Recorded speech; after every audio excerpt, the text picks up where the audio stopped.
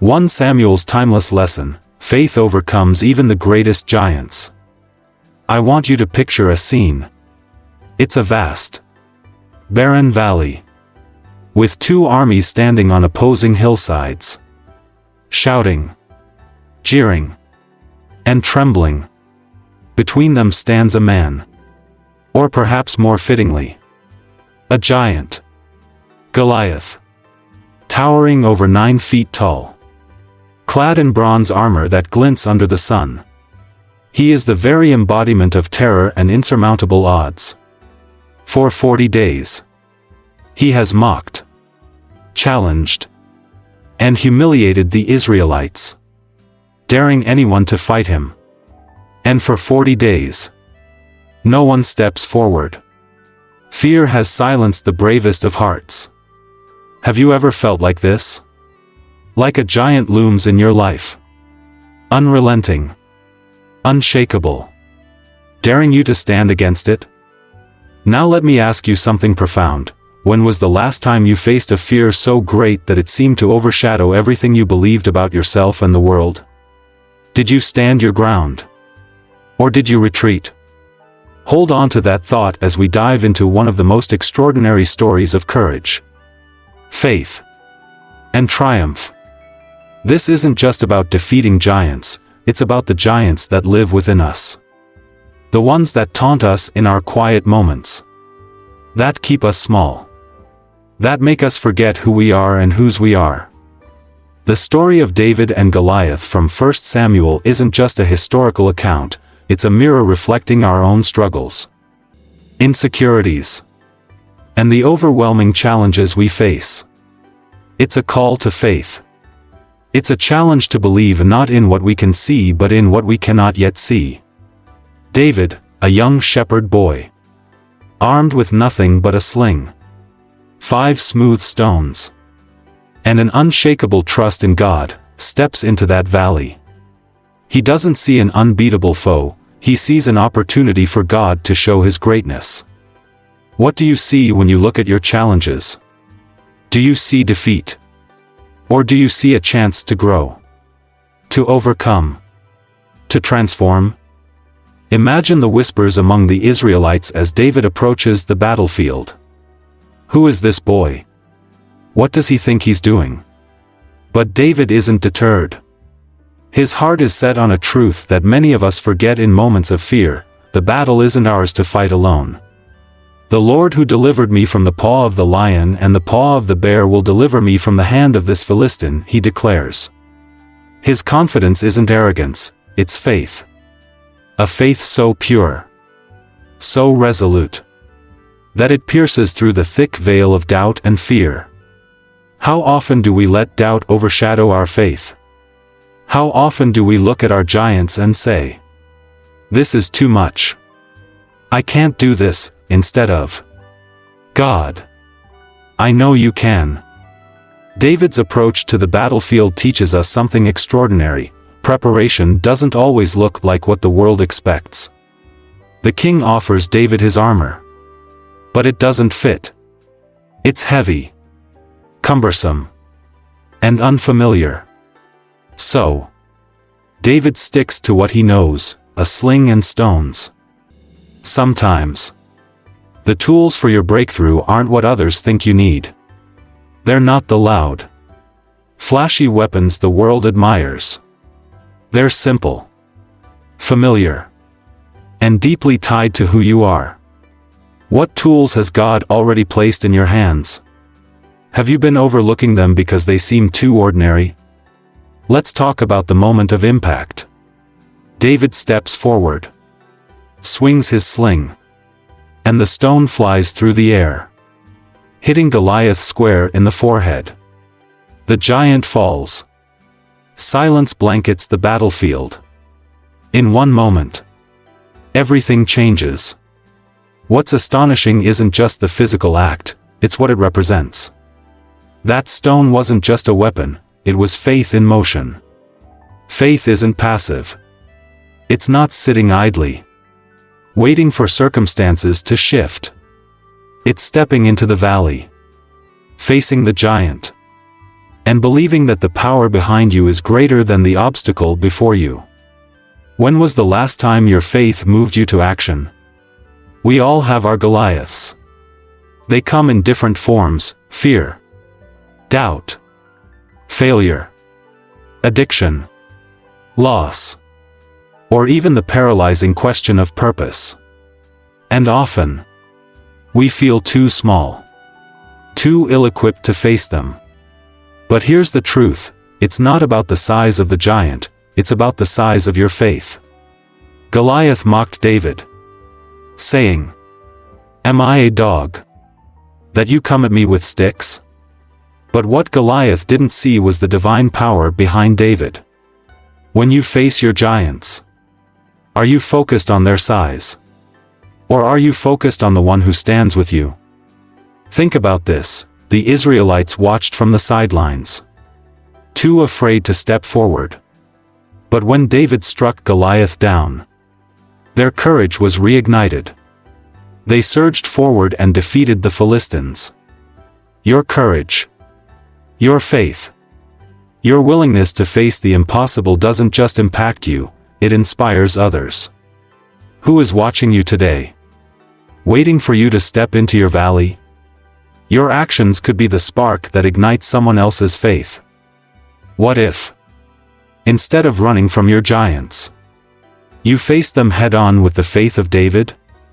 What if you believed, truly believed, that no challenge is greater than God's power within you? Take a moment and let that sink in. Let's not just admire David's story, let's live it. Let's be the kind of people who step into the valley, not because we're fearless, but because our faith is bigger than our fear. The battlefield within, conquering the giants of fear, doubt, and failure. Imagine this: the giant isn't standing in a valley far away. It's within you. It whispers in the quiet of the night, casting shadows over your dreams and planting seeds of doubt in your heart. Fear, failure, and doubt, they are the unseen Goliaths that shape our lives in ways we often don't realize. And like the Israelites, we sometimes find ourselves frozen, unable to step forward, paralyzed by the enormity of what we face. But what if I told you that the battle isn't about defeating these giants but about understanding their purpose in shaping who we are? Take fear, for example. Fear is primal, instinctive. It keeps us safe, but left unchecked, it also keeps us small. Fear says, don't take the risk. Stay where it's comfortable. Don't step into the valley. But what if David had listened to fear? What if he had looked at Goliath and thought, I'm too young. I'm just a shepherd. This isn't my fight? How many times have you told yourself, this isn't my fight, just to avoid stepping into the unknown? What have you missed because you let fear lead instead of faith? Let's go deeper. Fear doesn't always come dressed as panic or terror. Sometimes it wears the mask of logic. It sounds like, maybe now isn't the right time, or what if I fail and everyone sees? But fear is only as powerful as the story we tell ourselves about it. David didn't ignore the reality of Goliath's size or strength. Instead, he reframed the story. He didn't see an invincible warrior, he saw a mortal man defying the living God. How do you frame your fears? Do you magnify them? Or do you see them for what they are, opportunities to trust in something greater than yourself? Then there's doubt. Oh, doubt is a sly one. It creeps in when you're on the brink of something great. It questions your worth, your abilities, your purpose. Think about it, David's own brothers doubted him. Why have you come down here? And with whom did you leave those few sheep in the wilderness? They sneered. Sometimes the voices of doubt come from those closest to us, family, friends, even ourselves. Have you ever heard that voice? The one that says, "Who do you think you are to dream that big? To take that leap?" Here's the hard truth: the more significant your purpose, the louder the voices of doubt will become. But the question isn't whether the doubt will come, it's what you will do when it does. Failure is perhaps the most intimidating giant of all. It looms large, reminding us of past mistakes, convincing us that history will repeat itself. But here's the secret David understood: failure is not the enemy. The enemy is the fear of failure. David had no guarantee that his stone would hit its mark. He stepped into that valley not with certainty of the outcome but with certainty in the one who controlled the outcome. How often do we let the fear of failing stop us before we even start? What if failure isn't the end but the beginning of growth? Of learning? Of transformation? Let's get practical. When you're facing these inner giants, how do you fight? David's strategy was simple but profound. First, he remembered his past victories, the lion and the bear he had defeated while protecting his sheep. Memory is a powerful weapon. It reminds us of what we're capable of when we're aligned with faith and purpose. When was the last time you reflected on a moment and you overcame something you thought was impossible? Hold on to those moments, they are proof that you're stronger than you think. Second, David rejected what didn't serve him. Saul's armor may have been the logical choice, but it wasn't the right one for David. Sometimes, the tools, advice, or paths that work for others aren't meant for you. What are you carrying today that isn't yours? What expectations, fears, or pressures have you taken on that you need to let go of? Third, David acted. He didn't wait for the perfect moment or a sign that everything would work out. He stepped into the valley with what he had. Too often, we wait. We wait for more resources, more experience, more confidence. But faith isn't about waiting for perfect conditions, it's about moving forward despite imperfect ones. What step can you take today? Right now, toward facing your giant?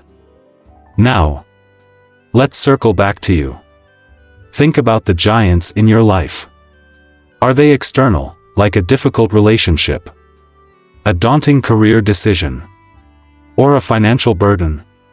Or are they internal, fear, doubt, insecurity? Take a moment to name them. Saying their names out loud diminishes their power. Now ask yourself, what would it look like to face them with the same faith, courage, and determination that David had? Let me challenge you, if you knew you couldn't fail, what giant would you face today? What dream would you chase? What relationship would you mend? What risk would you take? And more importantly, what's stopping you? David's story teaches us that the battle isn't won with swords or strength but with faith and action. It's about showing up, even when you're scared. It's about believing in a power greater than yourself. And it's about understanding that the giant isn't there to destroy you, it's there to reveal you. To show you who you are and what you're capable of when you trust. When you act. When you believe. When the stone hit Goliath and he fell, it wasn't just a victory for David. It was a victory for every Israelite watching. Your courage has a ripple effect. When you face your giants, you give others the permission and the courage to face theirs. So, let me ask you one final question for this part. What legacy will you leave behind?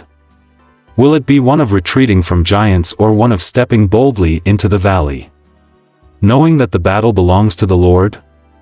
Faith in action, how facing giants transforms us and the world around us. Let's step back for a moment and reflect on the significance of what happens when faith is put into action.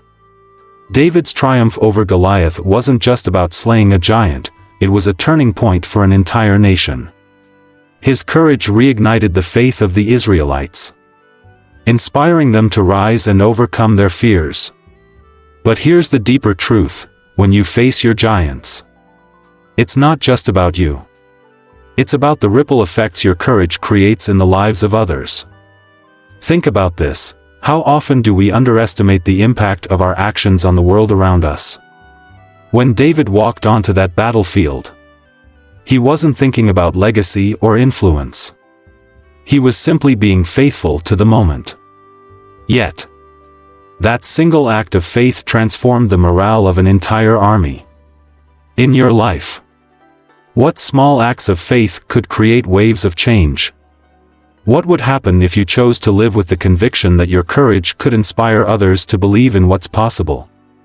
Faith in action is a powerful thing. But here's the hard part: it often requires us to walk into uncertainty. When David picked up those 5 smooth stones, he didn't have a blueprint for how the battle would unfold. He didn't know if the first stone would be enough. He acted not with certainty of the outcome but with certainty in God's power. This is the essence of faith, not knowing the result but stepping forward anyway. How often do we hold back, waiting for guarantees? What if the very act of stepping forward is what unlocks the miracle we're waiting for? Let's talk about transformation. Facing giants changes us in profound ways. It reveals strength we didn't know we had. It refines our character, stripping away fear and doubt and replacing them with resilience and purpose. But more than that, it connects us to something greater than ourselves. David's victory wasn't just personal, it was communal. It reminded the Israelites that their God was bigger than their fears, their doubts, and even their greatest enemy. In the same way, your victories, no matter how small, serve as a beacon of hope for those around you. Here's a practical challenge: think about a giant you faced in the past and the growth it brought into your life. Maybe it was a time of financial hardship, a relationship that tested your patience and love, or a career setback that forced you to reimagine your path. How did that experience shape you? What lessons did it teach you? Now, consider the giants you're facing today. What might they be teaching you right now? Remember, growth rarely happens in comfort zones. It's in the valleys, facing the giants, that we discover who we truly are. But let's not stop there. Faith in action isn't just about personal growth, it's about transformation that spills over into the world. When David stepped onto the battlefield, he wasn't motivated by fame or recognition. He was driven by a desire to defend God's honor and bring hope to his people. What motivates you? What drives you to face your challenges? Is it a desire to prove something to yourself or others? Or is it a deeper calling to make a difference? Faith in action calls us to shift our focus outward, to see our battles not just as personal struggles but as opportunities to impact the lives of others. Here's another deep question for you: if your victory over a giant could change the life of just one person, would it be worth the fight? Imagine a family inspired by your courage to reconcile their differences. Imagine a community strengthened by your willingness to serve. Imagine a generation motivated by your example to dream bigger and believe in what's possible. The giants we face often have far-reaching consequences we can't even begin to imagine. There's a profound connection between faith and legacy. David's faith didn't just win a battle, it set a precedent for generations to come. His story has been told for thousands of years, inspiring countless individuals to face their own giants. What legacy are you building today? What story will your life tell? Will it be one of fear and retreat, or one of faith and action? And here's the beautiful truth: legacy isn't about perfection. It's about persistence.